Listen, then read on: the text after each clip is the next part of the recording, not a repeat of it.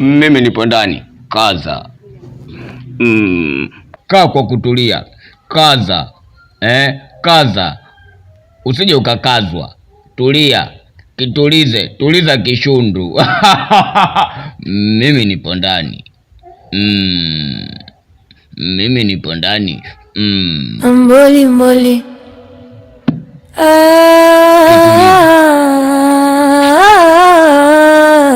Mboli mboli. Tuliza.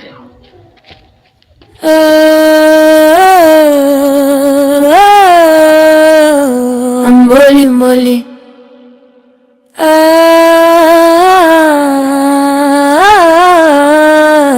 Mboli mboli.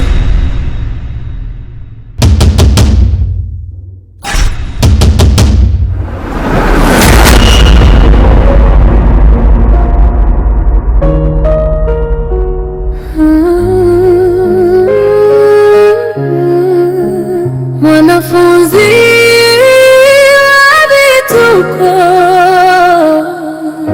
kijiji kimenyamaza. Mboli mboli anapo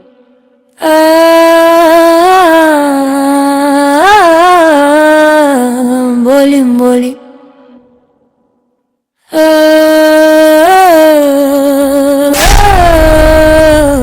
Mboli mboli.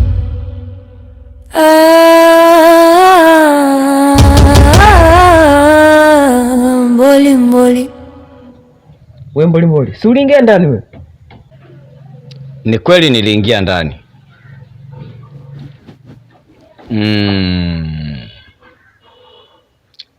Kante, mwana kulitafuta, mwana kulipata. Hiki unachokitafuta utakipata. Salome. Kale kaka. Chukua begi la mgeni peleka ndani. Mboli mboli.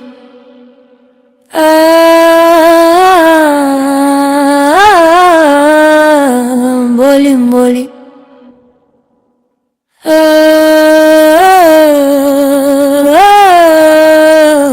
Mboli mboli.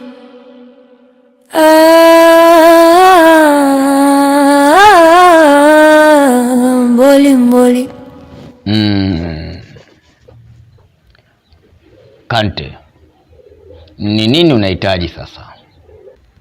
Mboli mboli, ninachotaka mimi ni mimi kuwa huru, maana swala la sadaka nimeshamaliza kila kitu. Sidhani kama kuna kitu ambacho bado sijakimaliza. Ni kweli umeshamaliza kila kitu, lakini kuna jambo moja hilo hujalimaliza bado. Nadhani unatambua upo katika adhabu. Ila kumbuka, hiki kifungo sio changu, kilikuwa cha wazazi wangu. Ni kweli kifungo ni cha wazazi wako, lakini kumbuka wewe ndo ulijiweka katika kifungo hicho. Ulitaka kunusuru ndugu zako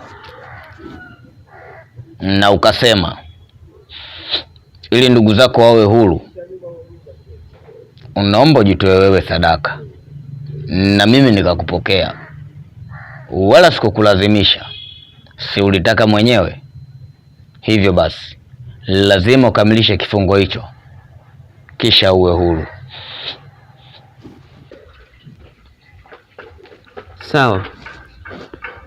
Nimebakisha muda gani sasa hivi?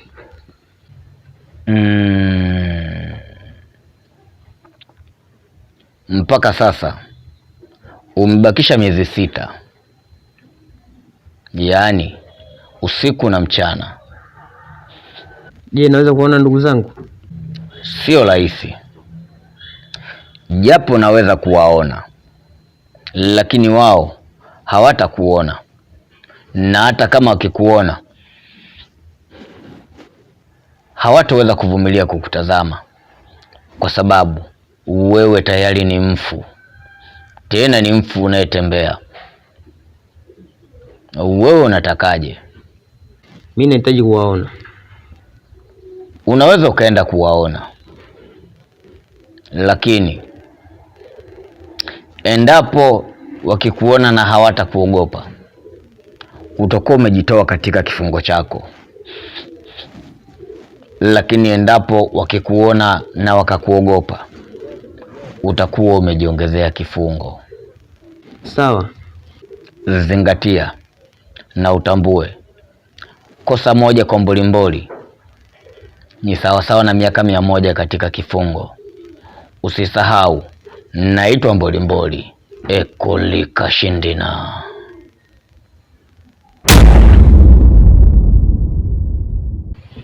Esther na Aisha. Yaani tangu tukae kikao mpaka leo tujaona hata matokeo yote. Kusawa alienda kwa waganga. Shoga zangu, yanayoendelea ni mazito kuliko hata hayo tulotarajia. Kwa sababu hivi ninavyokuambia, kakaangu tangu ameenda huko, amerudi nyumbani, haongei, hasemi kitu chochote. Kwa nini hasa? Mimi sijui shida nini ambayo imemtokea. Shoga zangu, tuwe niwaambie. Jana mimi natoka kule mishemishe zangu, nikakutana na huyo mtemi. Anakimbia. Nikamwita, "Mtemi." Hajaniitikia wala nini. Kageuka tu hivi, kanipiga macho, kakimbia. Hapa kijijini kwenu sijui hata kinaendelea nini. Sijui hata kuna shida gani yani. Yaani sikizeni niwaambie, kwa kweli mimi binafsi yangu naumia. Yaani hichi kitendo kinaniumiza, kama hili ndio lilokuja kwa kaka yangu. Isitoshe yule mimi ndo tegemezi langu, ndo kila kitu changu. Haongei, afanye chochote. Kwa hiyo imekuwaje? Yaani ndio ukimwongelesha kitu hakujibu. Yaani hakujibu, anakuonyesha tu panga kwa hasira, haongei chochote. Kwa hiyo mimi nashindwa kuelewa shida nini. Yaani sielewi, ilipo kwenye sitofahamu. Sielewi. Shoga yangu pole, maana naoendelea kwenye kijiji hiki mazito, mimi hata sipawezi. Bora nirudi zangu huko mjini kwa shangazi yangu na mjomba. Basi ngoja tujaribu kuangalia tena mpango mwingine ile tujue shida ni nini kinachowasumbua. Na huyo asinyume sijui ndio yuko wapi. Nitajaribu kuongea naye. Siku hadi siku zinavyoenda nitaongea naye. Nitampata daftari aniandikie basi huko alipoenda kimetokea nini. Na yule asinyimwe alienda naye yupo wapi? Pole. Aya, sisi kwa tunapia vita tu. Twende shoga yangu. Haya poa. Haya kwa elini. Haya bye.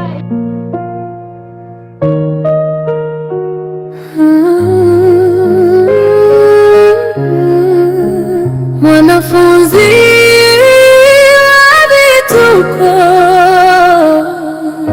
kijiji kimenyamaza, anapopita barabarani, vumbi linamfuata, ana macho ya maswali, siri zimejificha ndani. Mimi hapa nimefikaje? Maana nachojiuliza, mimi nililala ndani kabisa nyumbani. Sasa huku mimi nimefikaje polini?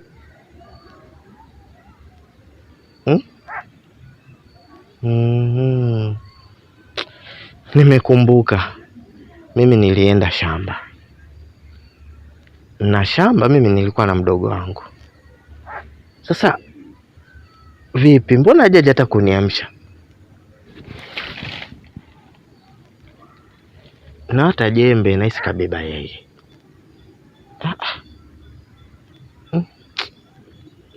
Ila ndo kulala hivi. Kweli mdogo wangu aje kuchukua jembe asiniamshe?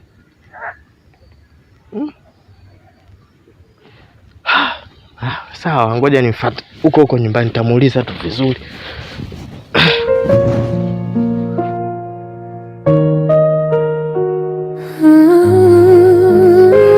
Shoga yangu, ule mdomo ulionitabiria ndio umetimia. Nimefanyaje tena? Hapa mjomba katoka kunipigia simu muda sio mrefu. Kaniambia nirudi mjini. Kaniambia kwa nini hujaanzia huko kutusali kupita kwangu ndio kaenda huko kwa mama yako kijijini.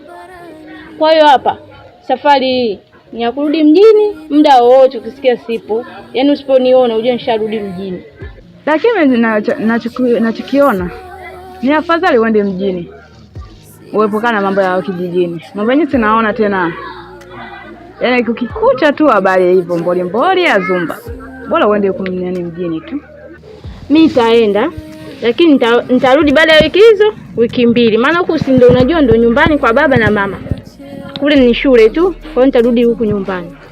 Sasa umekuja juzi tu hapa lakini kwa nini unaondoka? Ndio hivyo, sina neno tena. Maana nishapigiwa simu nirudi mjini. Sawa shogangu, basi mimi naondoka. Na saa hizi hapa nikitoka hapa naenda kujiandaa, napika, kisha kula najiandaa naondoka narudi zangu mjini. Sawa, nakutakia safari njema, tutakumisi. Haya, mimi pia nitawamisi, mbaki salama. Haya sawa. Hapo kwa heri. Haya poa. Menyanyaso moyoni mwako, giza lako linatuvuta pole pole. Mwanafunzi, nani atakuokoa? Mr. Sinyimwe. Vipi? Yaani unanita mimi Mr. Sinyimwe? We nani? Yaani unaniuliza tena mimi nani? Unajua mimi nimesimama hapa sio kwamba mimi ni Mr. Sinyimwe. Nimesimama kwa sababu nimeona wewe unaita kule, nilikuwa najiuliza unamuita nani? Kumbe ulikuwa unanita mimi. Mimi mbona si tu Mr. Sinyimwe? Wewe Sinyimwe, usijizime data ujue. Sababu mimi hilo Mr. Sinyimwe sio jina langu, mimi naitwa Mkomba Mboga. Basi sawa. Wewe Mkomba Mboga? Wewe Mkomba Mboga na mwenzako Mtemi tuliwateua pale kwenye kikao. Mwende kwa mganga kumjadili mbolimboli ili aondoke hapa ndani ya kijiji. Haya, nipe mrejesho, imekuaje? Na Mtemi yuko wapi? Kwa mganga? Na Mtemi wapi na wapi? Mimi hapa unavyoniona simjui Mtemi wala sina mambo ya waganga. Hivi unavyoona shape ya kwa waganga hii. Kwa hiyo unataka kuniambia wewe na Mtemi amkwenda kwa mganga, si ndio? Mimi shape yangu sio kwenda kwa waganga. Mimi namwamini Mungu tu. Sina mambo ya waganga mimi. Hivyo Mr. Sinyimwe. Narudia tena kijana. Hivyo kijana ukoje? Umechanganyikiwa kidogo. Mimi nimekuambia naitwa Mkomba Mboga, unaning'ang'aniza Mr. Sinyimwe. Hivi unaelewi? Yaani Asinyimwe ndugu yangu. Hivyo uko vipi? Au ushakuwa chizi wewe? Wewe. Naona unielewi. Umenisimamisha hapa nimesimama kistaarabu afu unaanza kunitusi. Wewe kijana, tafadhali usinitusi. Mimi nimekuambia naitwa Mkomba Mboga. Sasa unaning'ang'aniza mimi Asinyimwe. Koma we mtoto. Sikiliza, tena toka mbele yangu bwana. Usije ukanipa kesi. Nakuomba utoke. Hebu toka mbele yangu. Sitaki nikuone. Yaani wewe ndio ushaharibikiwa. Wewe koma we. Yaani uwezi ukaniambia eti mimi umjui na wewe sasa Sinyimwe Mkomba Mboga. Wewe, narudia tena. Naomba unielewe. Tena uniheshimu, sawa? Mimi nimeharibikiwa wapi? Mimi niko fiti kali kitu naambia nimeharibikiwa tena koma. Tena toka mbele yangu hapa, sitaki nikuone. Wewe mpumbavu nini wewe? Wewe hujaona watu kuwatania, unaniona mimi babu yako? Tena nikikutana na sehemu nyingine yoyote, nikusikia unaongea maneno yako ya kishenzi. Mimi nimeharibikiwa wapi? Nitakuzingua bwana mdogo. Kuwa makini. Basi sawa Mkomba Mboga, ila ndio tushakukosa wewe.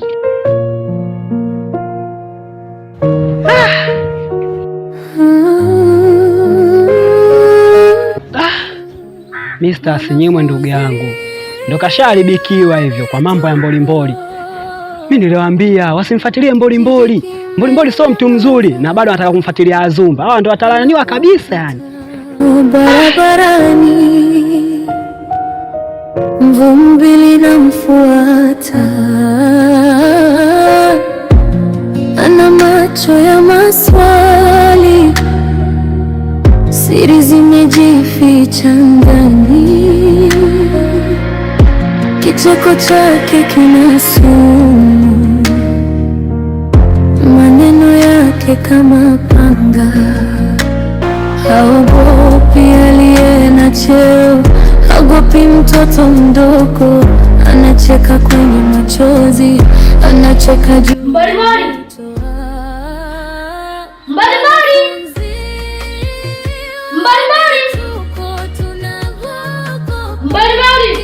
kizima kinatetemeka kwa jina lako, mapenzi ya nyonya sumu mikononi mwako, utapeli, mateso, menyanyaso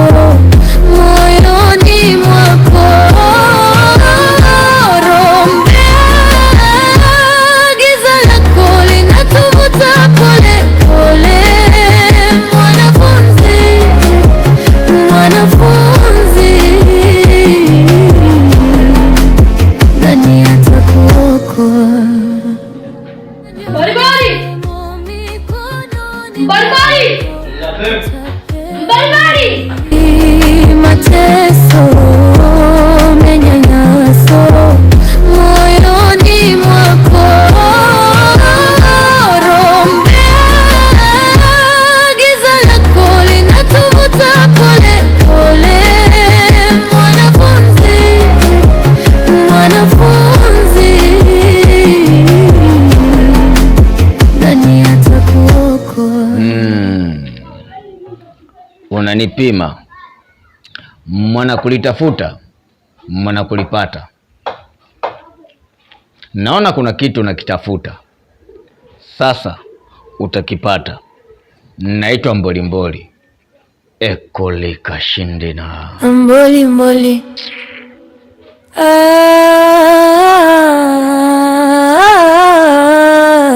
Mbolimboli.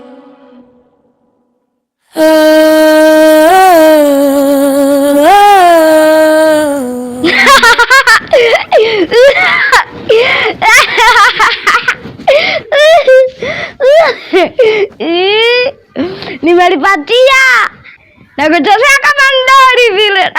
Nimefurahi kweli kukuchezea. Yaani wewe mtu akini nusu ya ndori.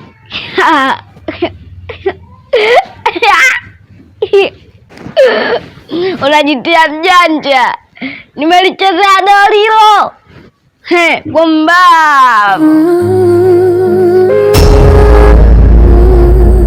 Mwanafunzi wa vituko kijiji.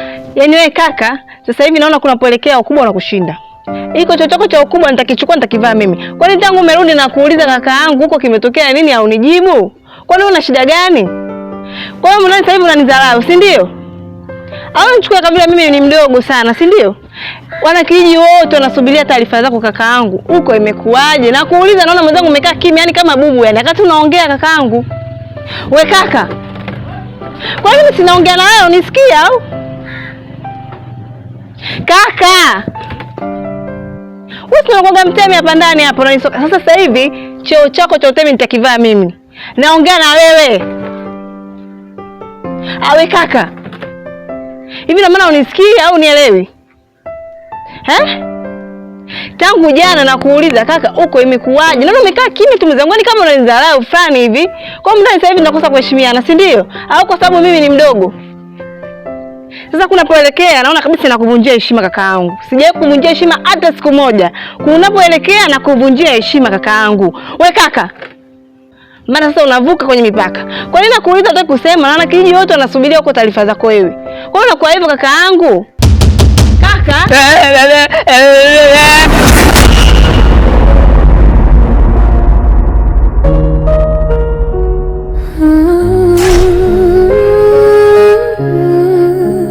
Mwanafunzi wa vituko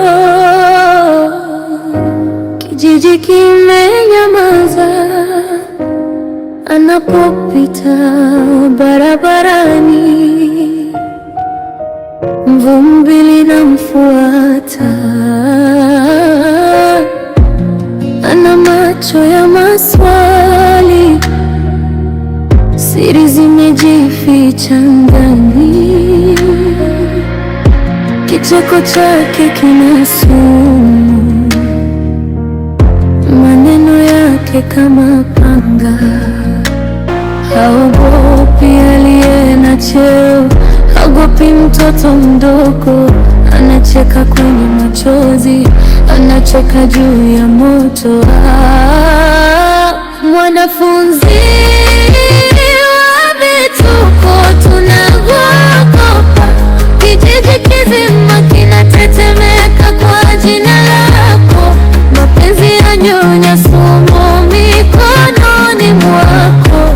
Utapeli, mateso, manyanyaso moyoni mwako. Giza lako linatuvuta pole pole. Mwanafunzi, mwanafunzi, nani atakuokoa? Kuna nyumba jirani